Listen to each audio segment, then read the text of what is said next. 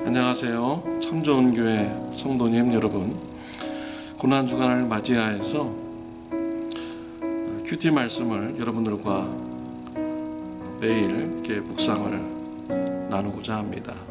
화요일부터 토요일까지 말씀 묵상을 여러분들에게 전해드리고자 합니다.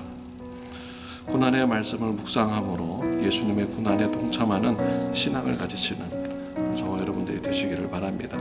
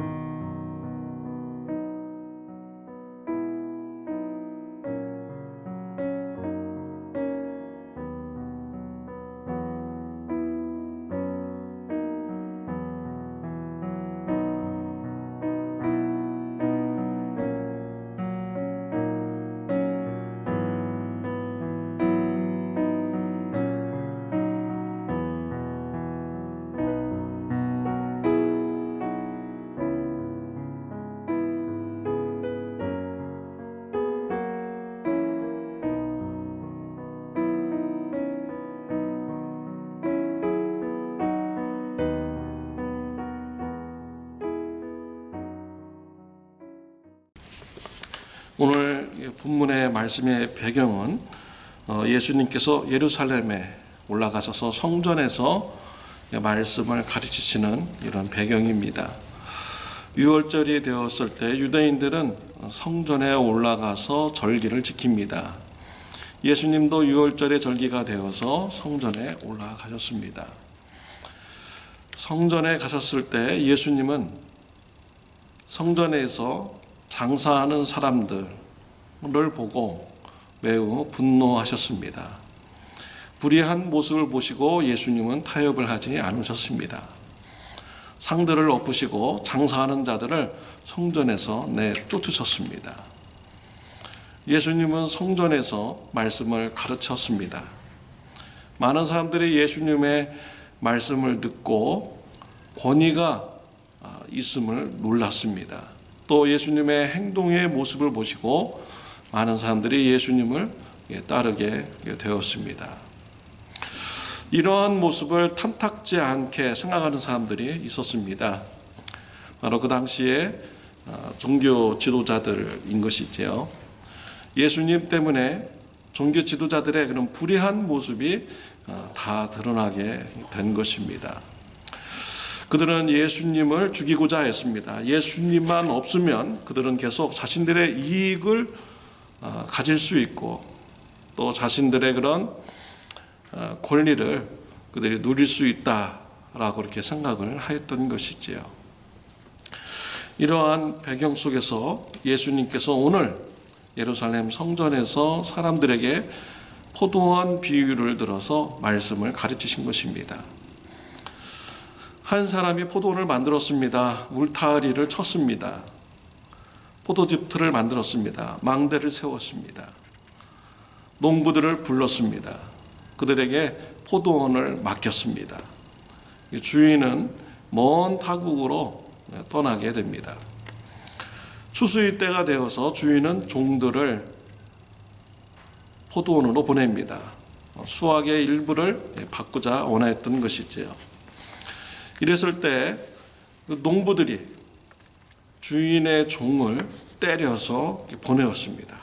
주인은 다시 또 종들을 보냈습니다. 그랬더니 이번에는 종의 머리를 때려서 상하게 하고 모욕을 주고 다시 보냈습니다. 머리를 맞으면 잘못하면 죽을 수도 있는 것이지요. 주인은 또 다른 종을 보냈습니다. 그러자 이번에는 종을 때려서 죽였습니다. 그리고 또 어떠한 종들은 때려서 다시 주인에게 다시 보내었던 것입니다. 주인은 자신의 사랑하는 아들을 포도원으로 보내었습니다. 내 아들이니까 그들이 존중해 주겠지라고 이렇게 생각을 하고 보낸 것입니다. 그러자 농부들은 다른 생각을 가지고 있었어요. 아들이 왔으니까 아들을 죽이면 이 포도원이 우리 것이 될 것이다 라고 하면서 아들을 죽였습니다. 포도원 밖에다가 갖다가 버렸습니다. 주인이 이 사실을 알았습니다. 포도원으로 돌아와서 모든 농부들을 진멸하였습니다. 그리고 이 포도원을 다른 사람들에게 맡기었습니다. 예수님께서는 이러한 비유를 사람들에게 가르쳤습니다. 그리고 말씀하시기를 건축자들의 버린 돌이 성전에 모퉁이 돌이 되었다, 머릿돌이 되었다라고 가르쳐 주신 것입니다. 이러한 비유를 들었을 때 그 당시에 종교 지도자들은 매우 분노하였습니다. 왜냐하면 이 비유가 자신들의 잘못을 책망하는 이런 비유였기 때문이죠. 그 당시에 대제사장이나 제사장들, 사두개인들, 바리새인들 이런 사람들이 이 비유를 들었을 때 깜짝 놀랐을 거예요. 왜냐하면 자신들이 하나님으로부터 심판을 받는다라는 이런 메시지를 이 비유를 통해서 주었기 때문이죠. 이 포도원 주인은 하나님을 얘기하는 것입니다. 포도원은 이스라엘 백성을 얘기하는 것이고요. 농부들은 이스라엘 백성들 중에 종교 지도자들을 얘기하는 것입니다. 농부의 종들은 바로 선지자들을 말하는 것입니다. 그리고 농부의 아들은 예수님을 말하는 것이죠. 하나님의 아들을 이 땅에 보내었는데 종교 지도자들이 예수님을 죽인다.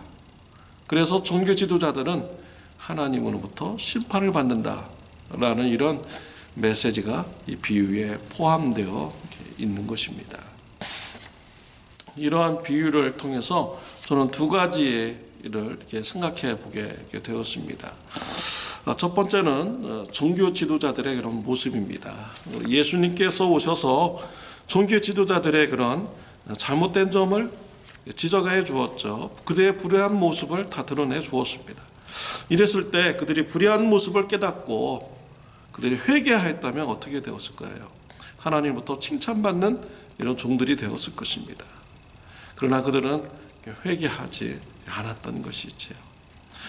오늘날도 성령님께서 예수님의 말씀을 우리에게 생각나게 해주시고 듣게 하여 주십니다.